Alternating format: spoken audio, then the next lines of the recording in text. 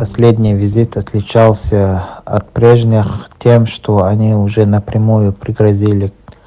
родственникам наших членов убийством, не только убийством нас, но и убийством наших близких мужчин, и в том числе и женщин.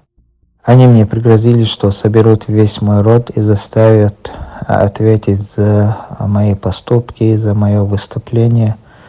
за то, что